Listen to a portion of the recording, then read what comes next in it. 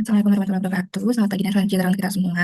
Yang saya hormati Bapak Ibu dosen penguji serta dosen pembimbing. Perkenalkan saya Dini Kamilasari, mahasiswa program studi Magister Manajemen Fakultas Ekonomika dan Bisnis UGM. Pada kesempatan kali ini saya akan memaparkan hasil penelitian saya yang berjudul Analisis Pengalaman Pengunjung melalui Customer Journey, Studi Kasus Pengelolaan Destinasi Wisata Taman Kia Langgeng.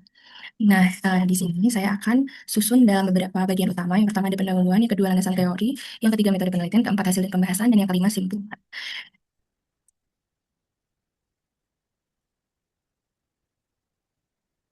Nah, penelitian ini berangkat dari kondisi bahwa Taman Kia Langgeng sebagai salah satu destinasi wisata yang memiliki sejarah panjang dan posisi penting bagi masyarakat Kota Magelang. Taman Kia Langgeng merupakan salah satu destinasi ikonik Kota Magelang. Taman Kia Langgeng merupakan wisata yang dikelola oleh BUMD Kota Magelang. TKL ini bukan destinasi yang statis, di mana di sini terlihat bahwa tahun 1982 sampai 1985 diposisikan sebagai taman bunga dan konservasi, yaitu untuk edukasi lingkungan. Di tahun 1996 hingga 2010 sebagai wisata religi dan keluarga diposisikan sebagai nilai sejarah dan hiburan. Tahun 2011 hingga 2019 sebagai rekreasi modern. 2020 hingga 2022 terdapat dampak dari pandemi, dan 2023 hingga 2024 merupakan rebranding dari TKL Eco. Nah, TKL ini eh, terlihat menghadapi tantangan berupa penurunan jumlah pengunjung yang belum sepenuhnya dapat dipulihkan. Meskipun taman pengelola tersebut melakukan berbagai perubahan, termasuk rebranding, penambahan wahana, penyelenggaraan event, dan peningkatan promosi. Nah, permasalahan yang muncul ini justru muncul pada masa pasca pandemi, ketika mobilitas masyarakat pada sektor pariwisata telah pulih, namun TKL belum mampu mempertahankan pemulihan kunjungannya. Pengelola sebenarnya telah melakukan rebranding, jadi TKL Aquapark memperbarui logo, slogan, wahana, serta penyelenggaraan berbagai event. Namun, berbagai upaya tersebut belum menghasilkan pemulihan yang konsisten. Oleh karena itu, inti persoalan dalam penelitian ini adalah bahwa TKL ini sendiri tidak sepenuhnya kehilangan masyarakat, tetapi juga kehilangan relevansinya sebagai pilihan wisata. Nah, bukti permasalahan ini dapat dilihat dari grafik berikut bahwa terlihat dari perkembangan jumlah pengunjungnya bahwa pada tahun 2019 pengunjung bisa mencapai 590.000 orang. Namun angka tersebut turun menjadi 1.175.000 pada tahun 2020 dan 160.000 pada masa 2021. Nah, fase pandemi kunjungan turun tajam pada tahun 2020 hingga 2021 karena pembatasan mobilitas dan tekanan sektor pariwisata. Walaupun pada tahun 2022 memang terjadi peningkatan menjadi 350.000 pengunjung, namun pemulihan tersebut tidak bertahan karena jumlah pengunjung kembali turun di 290.000, di mana turun 17%, dan 2024 turun sebesar 22%. Nah, dengan demikian dapat dijelaskan bahwa penurunan awal tetapi tidak sepenuhnya menjelaskan mengapa penurunan tetap berlanjut setelah mobilitas dan aktivitas wisata kembali normal. Dalam tahun ini, di mana di tahun 2023-2024, di mana fase pasca rebranding dari TKL Eco Park, di sini pengelola melakukan rebranding, yaitu dengan penambahan wahana dan event, promosi digital dan kolaborasi, segmentasi keluarga, anak, edukasi. Namun, pemulihan tersebut tidak berlanjut, di mana pengalaman aktualisasi belum konsisten di berbagai touch point. Nah, di sini di tahun 2025 hingga 2026, pengelola juga melakukan berbagai pembaharuan. Namun hingga saat ini belum mengupayakan hal yang maksimal. Kondisi ini menimbulkan pertanyaan penting, mengapa TKL ini belum mampu mempertahankan pemulihannya ketika sektor pariwisata secara umum sudah mulai kembali bergerak. Nah, selanjutnya di sini dirumuskan masalahnya, di mana menurutnya daya tarik dan kinerja kunjungan TKL mengindikasikannya perlunya pemahaman yang mendalam mengenai bagaimana pengalaman pengunjung serta melalui customer journey dan touch point, serta bagaimana teman tersebut dapat menjadi dasar strategi pemasaran yang lebih relevan dan berkelanjutan. Pertanyaan penelitiannya, bagaimana pola customer journey dan touch point membentuk customer experience, faktor dominan apa yang mempengaruhi kualitas pengalaman dan persepsi nilai, strategi pemasaran apa yang tepat berdasarkan pemetaan tersebut. Tujuan penelitiannya di mana di sini akan memetakan customer journey, touch point, menganalisis faktor dominan pembentukan pengalaman persepsi nilai. Selanjutnya manfaat penelitiannya secara teoritisnya di mana di sini dapat memperkaya kajian customer experience pada destinasi wisata publik atau BUMD, dan manfaat praktisnya dasar prioritas perbaikan touchpoint dan strategi permasalahan berbasis pengalaman. Selanjutnya, untuk bagian kedua yaitu landasan teori. Di sini dibahas mengenai yang pertama customer experience. Customer experience ini yaitu respon kognitif, emosional, sensorik, dan perilaku yang terbentuk selama interaksi pengunjung dengan destinasi. Customer experience ini dipahami sebagai respon-respon konsumen terhadap berbagai stimulus sepanjang perjalanan pembelian atau konsumsi. Respon tersebut bersifat subjektif dan personal. Implikasi dari destinasi wisata di mana pengunjung dapat berada di destinasi yang sama tetapi menghasilkan pengalaman yang berbeda karena memori, motivasi, situasi, dan konteks sosial lainnya.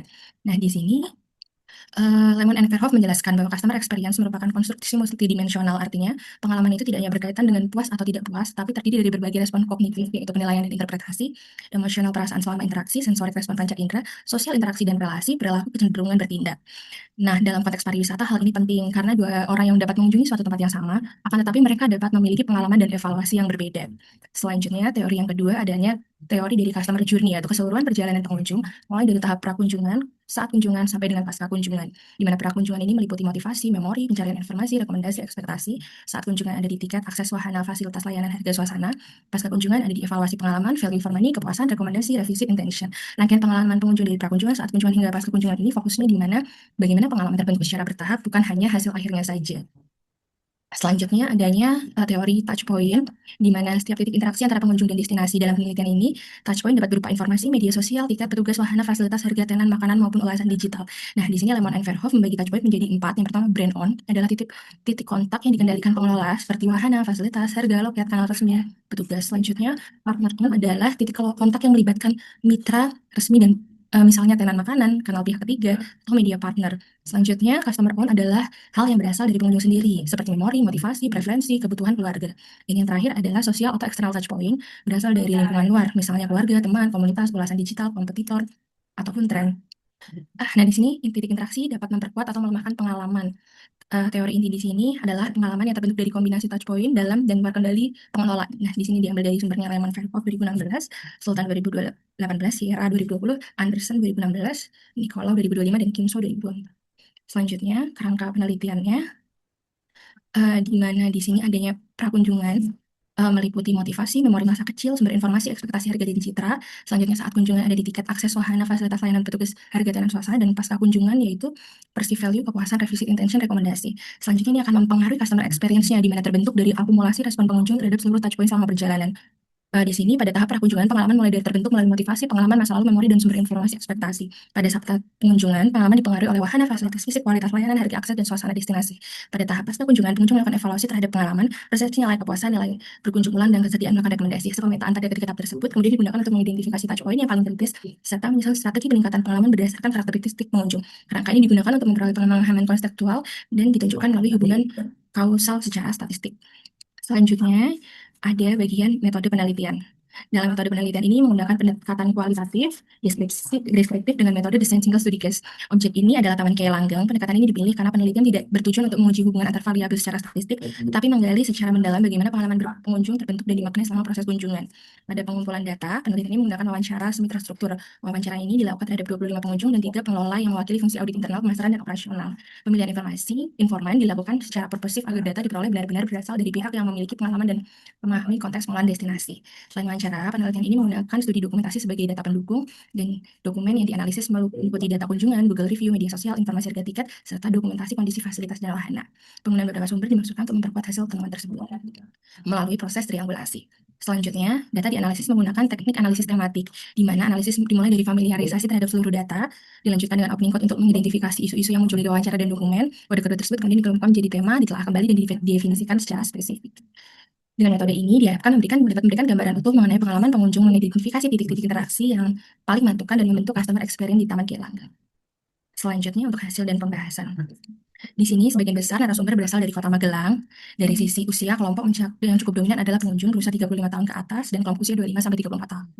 Temuan penting adalah tidak ada narasumber yang berkunjung lebih dari 3 kali dalam 2 tahun terakhir. Selain itu, seluruh narasumber memiliki pengalaman atau memori kunjungan sejak masa kecil. Motivasi kunjungannya mereka cukup beragam. Pengunjung ada yang datang karena suasana alam yang sejuk dan rindang, rekreasi keluarga, kemudahan akses, aktivitas sejarah, nostalgia, serta kegiatan rombongan seperti pentas seni dan karya wisata.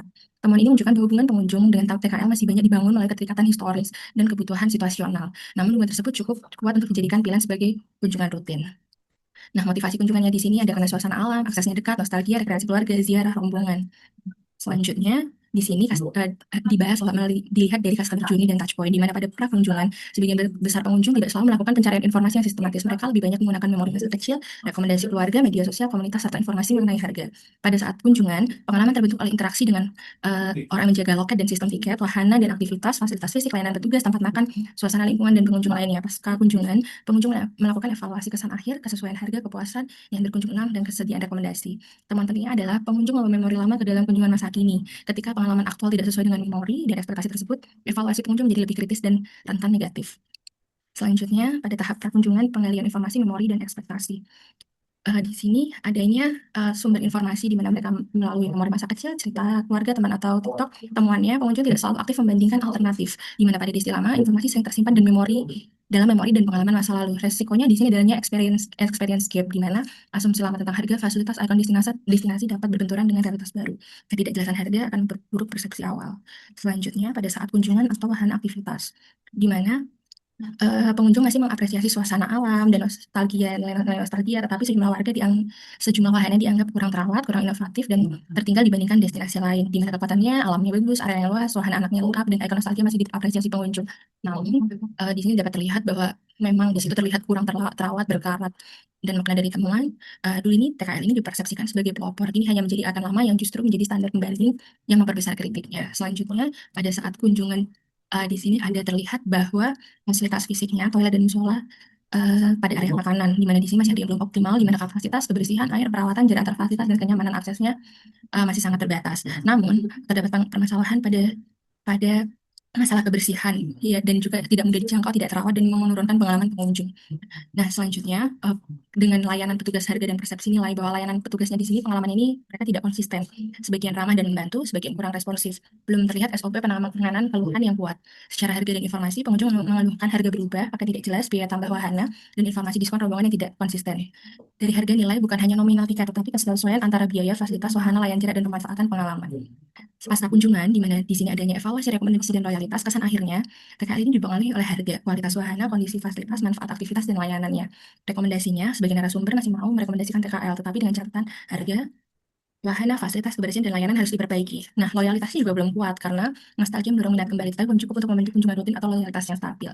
Dari hasil pembahasan di sini terdapat beberapa touchpoint yang kritis, di mana dari wahana dan aktivitas, suasana alam dan nostalgia ini masih diapresiasi. Namun wahana ini dinilai kurang terawat, jadul, dan kurang inovatif. Sedangkan dari fasilitas fisiknya, toilet dan tempat ibadah, tempat duduk, akses dan signage tersedia tapi belum optimal dari sisi kebersihan, kapasitas, dan jarak. Pelayanan petugasnya pengalamannya tidak konsisten, sebagian ramah, sebagian kurang responsif, SOP-nya juga tidak jelas. Dari harga dan informasi harga, diskon, bonus, biaya tambahan belum selalu jelas, di mana di sini dapat memengaruhi persepsi nilai dan trust.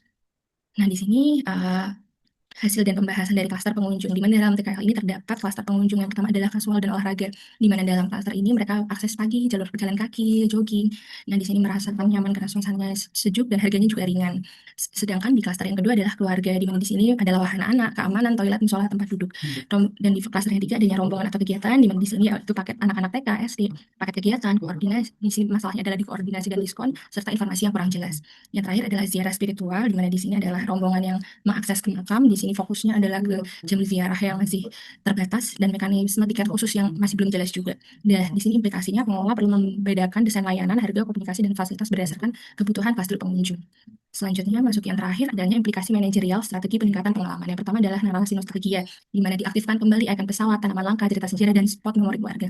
Yang kedua, revitalisasi inti, di mana audit wahana, toilet, musola, jalur lansia atau anak, dan kebersihan secara rutin. Yang ketiga, standar layanan, di mana SOP kebutuhan, pelatihan petugas, evaluasi, service quality, dan mekanisme kompensasi yang jelas. Yang keempat, skema harga, di mana tiket harga, keluarga, rombongan sekolah, ziarah, start informasi biaya tambahan yang harus transparan.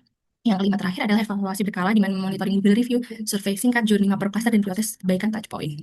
Kesimpulannya adalah pengalaman pengunjung terbentuk melalui prakunjungan, saat kunjungan, dan pasca kunjungan. Kekuatan utamanya ada di alam, nostalgia, rekreasi keluarga, olahraga, edukasi, ziarah. Masalah utamanya ada di konsistensi touchpoint pada wahana, fasilitas, layanan, harga, dan persepsi nilai. Keterbatasannya hanya studi kasus tunggal saja pada Taman Kia Langgeng. Yang kedua, data berbasis narasi dan persepsi dari informan. Yang ketiga, belum menguji hubungan antar variabel secara kualitatif. Faktor eksternal seperti ekonomi, kompetitor, dan pola musiman belum dianalisis secara mendalam. Sarannya menggunakan pendekatan kuantitatif atau mixed method. Bandingkan dengan destinasi wisata publik lain, uji efektivitas strategi pengalaman berbasis klaster pengunjung, gabungkan data operasional di mana di sini adalah tiket, keluhan, review, dan media sosial. Sekian dari saya dan terima kasih.